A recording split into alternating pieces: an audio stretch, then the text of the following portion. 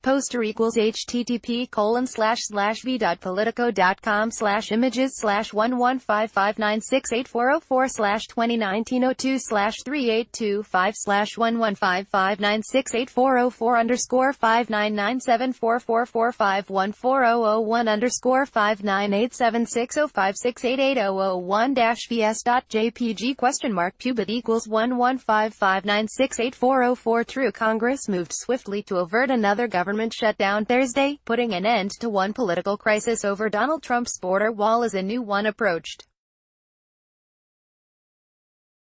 3 weeks after the longest shutdown in U.S. history, the House and Senate overwhelmingly passed legislation to fund roughly 1/4 of the federal government through Sept. 30, while providing only a fraction of the funds for a border barrier that Trump demanded. Story continued below. Trump reluctantly agreed to sign the measure, but only as he pursues a long-shot, and legally questionable, approach to secure funding for his wall without Congress's approval. The White House revealed Trump's plans to declare a national emergency just moments before the Senate vote, blindsiding and confusing Republican lawmakers who had been publicly urging the president against such a drastic step. Democrats came out forcefully against the move, which Democratic leaders Chuck Schumer and Nancy Pelosi termed it a lawless act and a gross abuse of the power of the presidency that they will counter. But Trump's plans to take executive action also appeared to set the stage for passage of the $328 billion spending package after it was clear the president would sign it. The Senate passed it on an 83-16 margin, followed by a 300-128 vote in the House a few hours later.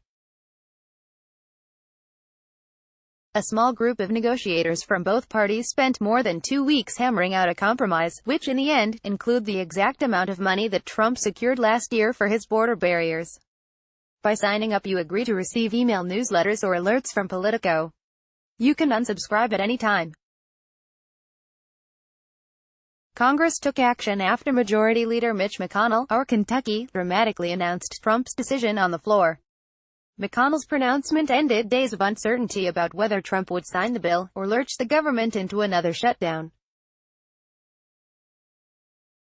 Trump's decision will avert a government shutdown Friday, while immediately fueling a fierce battle in the courts and Capitol Hill, a fight that Democrats in Congress say they're eager to take on. Trump is expected to sign the compromise bill on Friday before officially issuing an emergency declaration. Rep. Mark Walker, a member of House GOP leadership, said he has been told that the White House is planning to use an emergency declaration to reclaim $3.5 billion money from the Pentagon's military construction accounts, out of $8 billion total that the administration is seeking. Trump would use a specific statute, Title X, Section 2808, related to military construction, which has relatively narrow authority compared to other avenues that the White House had been eyeing. From that aspect of it, I don't think you're going to see a lot of pushback, Walker said after being briefed on the discussions Thursday night. Still, he added, I've got to go see where that comes from. Walker, along with conservative leaders Reps.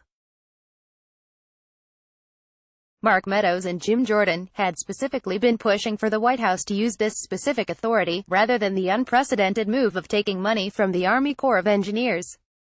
The president spent much of Thursday poring over the legislation with aides, including lawyers from White House counsel's office, before signaling to McConnell that he would support the bill. Inside the White House, several aides have worried that a national emergency declaration will set a dangerous precedent, allowing a future Democratic president to draw on broad executive powers to take action on anything from gun violence to climate change. Pelosi, who has been locked in a months-long battle with Trump over the border wall, said Democrats will review our options, which include a potential lawsuit against the president. Congress could also vote to turn off the emergency declaration. Pelosi said Trump is trying to make an end run around Congress by asserting his emergency power to redirect money to the border wall from other programs.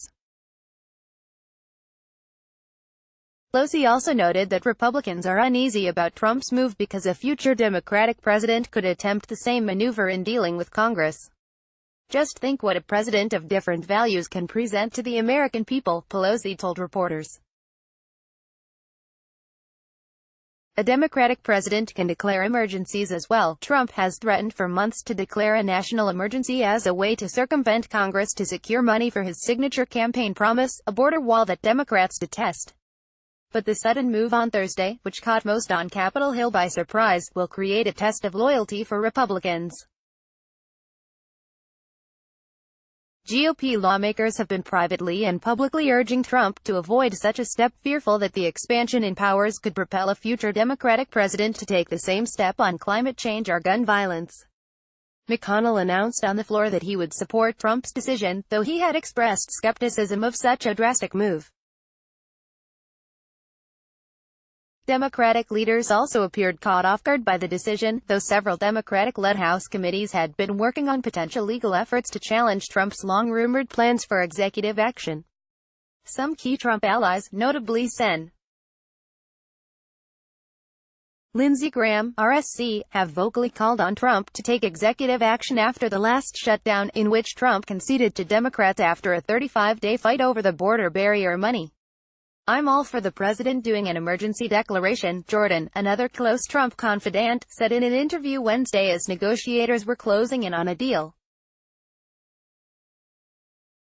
Trump's decision to sign the funding compromise relieves many lawmakers' concerns about the possibility of another shutdown on Friday.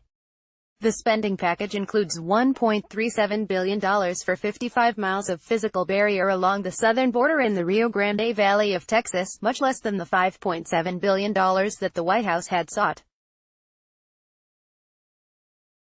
Republicans had claimed victory, saying that the deal includes unprecedented investments in physical barriers, law enforcement, counter-narcotics and humanitarian aid along the border.